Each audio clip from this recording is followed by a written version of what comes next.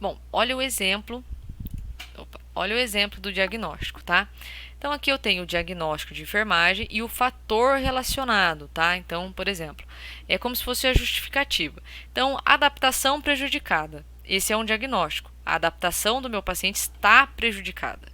É o estado emocional intenso, atitudes negativas com relação ao comportamento de saúde, falta de motivação para mudar os seus comportamentos. Então, eu estou justificando por que eu identifiquei que meu paciente está assim, tá? Ansiedade, né?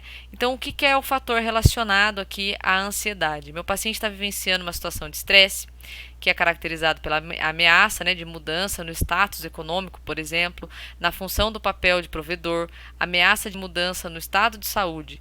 Então, isso está relacionado a isso. Esse é o diagnóstico e esse é o fator relacionado. Porque se eu falo para você assim, o seu paciente está com diagnóstico de enfermagem de ansiedade. Aí você pode virar para mim e falar assim, nossa, professor, mas eu achei que o problema dele era fratura no pé. Ele teve uma fratura de fêmur. Sim, ele teve uma fratura de fêmur, mas a fratura de fêmur está ocasionando tudo isso aqui no meu paciente e eu estou diagnosticando com base nisso que ele está sofrendo de ansiedade, ok? Risco de constipação, tá? Olha a palavra risco aqui na frente. Tá? Então, ele não está constipado, ele tem risco de ficar constipado. Aqui, no caso, meu paciente já está apresentando, tá? Aí o fator relacionado. Funcionais, né, são mudanças recentes de ambiente, né, a própria internação já costuma fazer isso. Há mudanças na higiene íntima inadequada, atividade física insuficiente, né, o paciente precisa ficar acamado. Fatores psicológicos, né, como atenção emocional, confusão mental ou depressão. Problemas fisiológicos, né? Ingestão insuficiente de fibras e líquidos, né? Muitas vezes a dieta, né? Como a gente viu em nutrição, né? Tem determinadas dietas que são pobres em fibras, inclusive nós colocamos lá que um dos riscos que o meu paciente corre ao, né, fazer uso dessa dieta, que eu vou deixar a pergunta para vocês de que dieta é essa, tá? É o risco dele ficar constipado. Tá? Então, ele pode desenvolver constipação por questões farmacológicas, por problemas mecânicos, né, como o desequilíbrio eletrolítico, hemorroidas, tá? Prolapso de reto e obesidade, tá bom?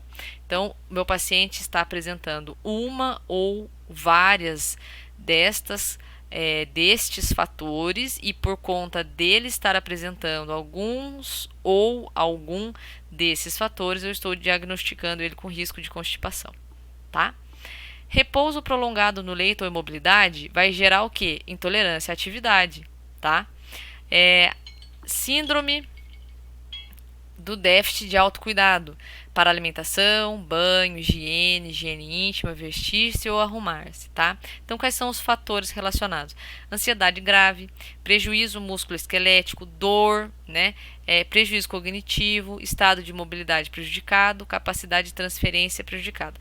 Essa capacidade de transferência é a capacidade que o meu paciente tem de se mover sozinho, levantar da cama, por exemplo, se sentar na poltrona, mover-se da poltrona para o leito, tomar banho sozinho. Então, como ele vai estar apresentando uma destes fatores, eu vou diagnosticá-lo com essa síndrome, tá? Muitas vezes pela dor, né? A gente sabe que se cuidar é uma das coisas muito importantes. Então, quando a gente trabalha a saúde do idoso, a gente pega muito nessa parte, né? Que a gente precisa tomar cuidado para não invadir o espaço do idoso com relação ao autocuidado. Às vezes a gente acha que porque ele tem uma limitação, ele tem todas. E não, ele tem uma limitação, mas ele consegue executar muitas atividades. Então, por isso que a gente entende que quando ele não está executando essas atividades, ele pode desenvolver uma síndrome, tá?